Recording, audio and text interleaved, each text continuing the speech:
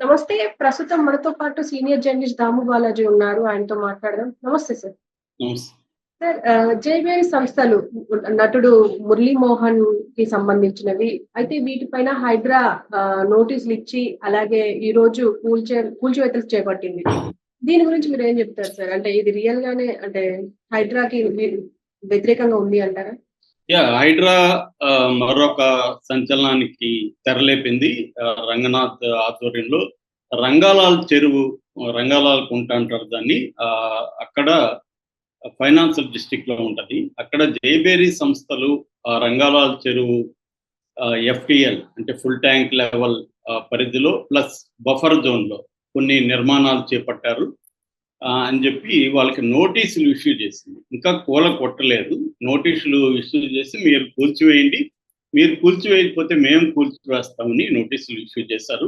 ఇది ఇప్పుడు సంచలనమైంది. ఎందుకంటే ఆల్రెడీ గత కొంతకాలం నుంచి రాజకీయ నాయకులకు సంబంధించిన అంటే మల్లారెడ్డి కావచ్చు, ఇలాగా కొంతమంది మన కేటీఆర్ లీజుకు తీసుకున్న ఫామ్ హౌస్ కావచ్చు, ఇలాగా తర్వాత వీళ్ళు మన దాని ఎవరు ఓవైసీ బ్రదర్స్ ఫాతిమా కాలేజ్ కావచ్చు, ఇలాగా చాలా మంది రాజకీయ నాయకుల అక్రమ కట్టడాన్ని కూల్చివేయబోతున్నారని వార్తలు వస్తున్న నేపథ్యంలో అవేవి జరగలేదు. కానీ ఉండి మురళీమోహన్ మీద ఎందుకు పడ్డారు అన్న చర్చ ఇప్పుడు స్టార్ట్ అయింది. అంటే రేవంత్ రెడ్డి సినిమా వాళ్ళ మీద కక్ష కట్టాడా, రాజకీయ నాయకుల మీద ఎందుకు వెళ్ళట్లేదు, ఇప్పటి వరకు ఏ ఇంపార్టెంట్ రాజకీయ నాయకుడు మీదికి వెళ్ళకుండా మురళీమోహన్ మీదకి ఎందుకు వెళ్ళాడు అన్నది ఇప్పుడు వార్త. నేను గతంలో నాగార్జున ఇది చెప్పినప్పుడు కూడా హైడ్రా ప్రయారిటీ ఏంటి అని అడిగాను.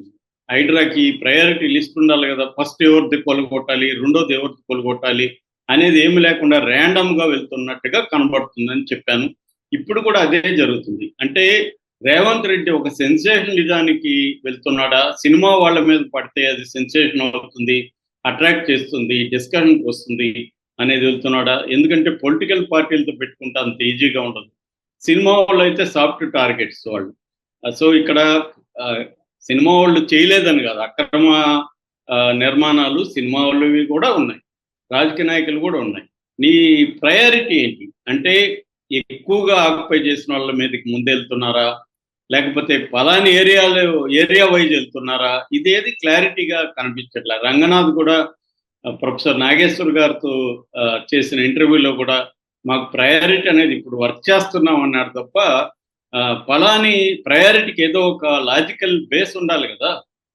అంటే నేను ఇందాక చెప్పినట్టు ఒక ఏరియా నుంచి తీసుకుంటూ వస్తున్నాము, లేదా పెద్ద పెద్ద చెరువుల్ని ఎక్కువ ఆక్యుపై చేసుకున్న వాళ్ళకి ముందుకెళ్తున్నాం, లేదా ముందు సినిమా వాళ్ళ ఫీల్డ్కి వెళ్ళి సినిమా ఫీల్డ్లో ఎవరెవరు చేస్తాము, మళ్ళీ బిజినెస్ పీపుల్ చేస్తాము, మళ్ళీ రాజకీయ నాయకులు, ఏదో ఒక ప్రయారిటీ ఉండాలి కదా. ఎందుకు జరుగుతుంది, సినిమా వాళ్ళ మీద ఎందుకు చేస్తున్నారు? పైగా మురళీమోహన్ తెలుగుదేశంలో ఉన్న వ్యక్తి, చంద్రబాబుకి చాలా అనుకూలుడు. అసలు చంద్రబాబు బినామీ అని కూడా మురళీమోహన్ని చెప్తారు చాలా మంది. ఎందుకంటే మురళీమోహన్ ఎప్పుడు కూడా స్టార్ హీరో కాదు, మాదిరి ఆయన 3 టైర్ హీరోలలో ఒక వ్యక్తి. అలాంటి వ్యక్తి ఈ స్థాయి ఎదగడం ఎక్కడ చూసినా జైబేరి ప్రాజెక్టులు మనకి హైదరాబాద్ చుట్టుపక్కల కనపడతాయి. చాలా పెద్ద స్థాయిలో అతను ఎదిగాడు. మనకి శోభన్ బాబు తర్వాత రియల్ ఎస్టేట్ రంగంలో, సినిమా రంగంలో మురళీమోహన్ బాగా కనపడుతుంది. శోభన్ బాబు కంటే కూడా మురళీమోహన్ సక్సెస్ అయ్యాడు. సో ఆ స్థాయి సక్సెస్ వెనక చంద్రబాబు హస్తం ఉందనేది చాలా మంది చెప్తారు. చంద్రబాబుకి బినామీని కూడా చాలా మంది నమ్ముతారు. సో ఈ కాంటెక్స్ట్ లో రేవంత్ రెడ్డి కేవలం నోటీసులు ఇచ్చి ఊరుకుంటాడా? ఎందుకంటే నోటీసులు ఇవ్వడం కూడా విచిత్రంగా ఉంది. ఇప్పుడు మరి నాగార్జున కూడా నోటీసులు ఇవ్వాలిగా, ఎందుకు ఇవ్వలేదు నాగార్జునకి? నోటీసులు ఇవ్వకుండా అర్లీ మార్నింగ్ వెళ్ళిపోయి విత్ ఇన్ 20-30 మినిట్స్లో కూలగొట్టేశారు. దాదాపు 10 జేసీబీలు బుల్డోజర్లు వెళ్ళాయి, 500 మంది సెక్యూరిటీతో వెళ్ళారు. ఆయన కోర్టుకు వెళ్ళి స్టే తెచ్చుకునే లోపలే కూలిపోయినాయి. మరి అదే న్యాయం ఇక్కడ ఎందుకు జరగలేదు? అంటే ఒక మెథడ్ ఉన్నట్టుగా కనిపించట్లేదు. అందరికి నోటీసులు ఇస్తే అందరికి నోటీసులు ఇవ్వాలి. లేదు, ఆయనే చెప్పాడు రంగనాథ్, సుప్రీంకోర్టు చెప్పింది ఎఫ్టీఎల్ ఆక్యుపై చేసుకుంటే నోటీసులు అవసరం లేదని చెప్పిందని. మరి అవసరం లేకపోతే ఇప్పుడు ఎందుకు మురళీమోహన్కి నోటీసులు ఇచ్చినట్టు? కూలగొట్టేయచ్చు కదా. సో ఇది సెన్సేషనలిజం కోసం చేస్తున్నాడా? ఆ మధ్యంతా కూడా ఫాతిమా కాలేజ్ కొట్టేస్తారు, ఓవైసీ బిల్డింగ్లు కొట్టేస్తారు, మల్లారెడ్డి బిల్డింగ్లు కొట్టేస్తారు, ఇలాగంతా ప్రచారం జరిగింది. అదేమీ జరగలేదు. సో అందువల్ల ఈ హైడ్రాకి సంబంధించి గందరగోళం అయితే ఉంది. మామూలుగా రాజకీయ నాయకులు ఎవరు కూడా ప్రజల సమస్యల్ని సీరియస్‌గా తీసుకొని చేస్తారని అయితే బుర్రుండేవాడెవడో నమ్మడు. ఎందుకంటే వాళ్ళకి తమ ప్రయోజనాలు ఇంపార్టెంట్. ఇప్పుడు రేవంత్ రెడ్డికి ఎందుకు ఇది పెట్టాడంటే ఆయనేదో చెరువుల నుంచి హైదరాబాద్‌ని విముక్తి చేసేద్దామనే సదుద్దేశం రేవంత్ రెడ్డికి ఉందంటే అంతకంటే కామెడీ ఉండదు. ఆయనకేందంటే నెక్స్ట్ ఇయర్ ఇక్కడ జీహెచ్ఎంసీ ఎన్నికలు వస్తున్నాయి. కాబట్టి బీఆర్ఎస్‌ని దెబ్బతీయాలి. ఎందుకంటే బీఆర్ఎస్ అనేది వెరీ స్ట్రాంగ్ హైదరాబాద్ చుట్టుపక్కల. మనకు తెలుసు ఎమ్మెల్యే ఎన్నికల్లో ఒక్క సీటు కూడా కాంగ్రెస్‌కి హైదరాబాద్ చుట్టుపక్కల రాలేదు జీహెచ్ఎంసీ పరిధిలో. అందుకని ఇక్కడ ఆయన కాన్సంట్రేట్ చేస్తున్నాడు. కానీ ఒక్కొక్కసారి వాళ్ళ సొంత ప్రయోజనాల కోసం చేసినా కూడా సైడ్ ఎఫెక్ట్‌గా ప్రజలకు మేలు జరుగుతుంది ఖచ్చితంగా. ఇప్పుడు ఫర్ ఎగ్జాంపుల్ మనం వైఎస్ఆర్‌ది గురించి మాట్లాడతాం. వైఎస్ఆర్‌ది ఆరోగ్యశ్రీ ప్రధానంగా ప్రైవేట్ హాస్పిటల్‌ని దృష్టిలో పెట్టుకొని చేసిన ప్రోగ్రామ్ అది వాళ్ళ కోసం. కానీ అది ప్రజలకు కూడా ఉపయోగపడింది. అలాగే ఫీజు రీయింబర్స్‌మెంట్ ప్రైవేట్ కాలేజీల యాజమాన్యాల కోసం చేసిన పని అది యాక్చువల్‌గా. అయినా అది ప్రజలకు ఉపయోగపడింది. అలాగా ఒక్కొక్కసారి వాళ్ళ సొంత ప్రయోజనాల కోసం రాజకీయ నాయకులు చేసే పని ప్రజలకు కూడా ఉపయోగపడుతుంది. అలాగా హైడ్రా అనేది థియరాటికల్‌గా చూసినప్పుడు ఖచ్చితంగా అప్రిషియేట్ చేయాల్సిన కార్యక్రమం. ఎందుకంటే మనకు తెలుసు హైదరాబాద్‌లో దాదాపు 180 చెరువులు ఉంటాయి. ఇవాళ మొత్తం చెరువులు ఆక్యుపేషన్‌లో ఉన్నాయి. అందులో 130 చెరువులు కంప్లీట్‌గా ఆక్యుపేషన్‌లో ఉన్నాయి అనేది హైడ్రా లిస్ట్ కూడా ప్రకటించింది. సో వీటిని క్లియర్ చేసుకుంటా రావడం అనేది మంచి పని ఖచ్చితంగా. కానీ ఇక్కడ కొంతమంది జోలికి వెళ్ళట్లేదు. కొంతమంది ఇదే చేస్తున్నారు. ఒక పక్క ఏవి రంగనాథ్ నేను పేదల జోలికి వెళ్ళను, మిడిల్ క్లాస్ జోలికి వెళ్ళను అంటున్నాడు. కానీ ఆచరణలో తీసుకుంటే చాలా మంది పేదల ఇల్లు కూలగొడుతున్నారు, మిడిల్ క్లాస్ కూలగొడుతున్నారు. వాళ్ళకి మరి కాంపెన్సేషన్ లేదు. తర్వాత అధికారులు ఆ పర్మిషన్ ఇచ్చే అధికారుల మీద ఇప్పటివరకు ఏమీ చర్యలు తీసుకున్నట్టు ఎక్కడా లేదు.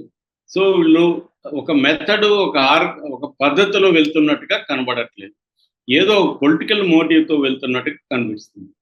సో అందువల్ల ఇప్పుడు చంద్రబాబు కూడా ఆగ్రహం వ్యక్తం చేశాడు రేవంత్ రెడ్డి మీద అనే వార్త వినిపిస్తుంది. ఎందుకంటే మురళీమోహన్ జేబేరి కూలగొట్టాడంటే చంద్రబాబుది జరిగినట్టే.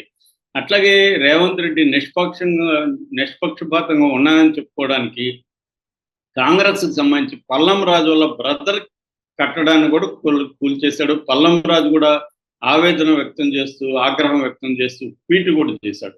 అంటే ఇది ఒక పద్ధతి ప్రకారం రేవంత్ రెడ్డి నరుక్కుంటా వెళ్తున్నట్టుగా తెలుస్తుంది.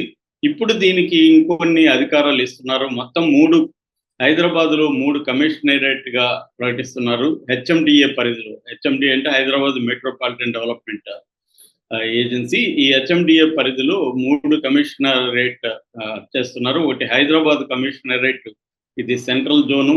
తర్వాత సైబరాబాద్, ఇది northern zone, Rachakonda southern zone. ఈ 3 జోన్లకి 3 ఎస్పీ స్థాయి అధికారుల్ని పెడతారు. ఈ ముగ్గురిని కమిషనర్ గైడ్ చేస్తుంటారు. ఇది కాకుండా మొత్తం హెచ్ఎండిఏ పరిధిలో మొత్తం 7 జిల్లాల్లో హైడ్రా పరిధిని పెంచుతున్నారు. హైదరాబాదు, సంగారెడ్డి, మేడ్చల్, మల్కాజ్గిరి, మెదక్, తర్వాత దానేమంటారు జడ్చర్ల, యాదగిరి, భువనగిరి జిల్లా. ఈ 7 జిల్లాలలో హైడ్రాకి పవర్స్ ఇస్తున్నారు. అంటే ఒక రకంగా లేక్ ప్రొటెక్షన్ కమిటీ అధికారులన్నీ కూడా హైడ్రాకి అప్పగిస్తున్నారు. జిల్లాలకు కూడా నేను వ్యాపింపజేస్తాను అంటున్నారు. సో ఇది ఇప్పుడు యాక్చువల్‌గా 2 నెలలకు ముందు ఒక జీవో ద్వారా ఏర్పడిన సంస్థ. దీనికోసం ఇప్పుడు ఆర్డినెన్స్ కూడా ఇష్యూ చేయబోతున్నారు. అట్లాగే ఒక పోలీస్ స్టేషన్ కూడా దీనికోసం చేయబోతున్నారు. అంటే వీళ్ళే ఎఫ్ఐఆర్ కూడా నమోదు చేయొచ్చు. పోలీసుల దగ్గరికి వెళ్ళాల్సిన అవసరం లేదు. సో ఈ స్థాయిలో హైడ్రాని డెవలప్ చేస్తామంటున్నారు. కానీ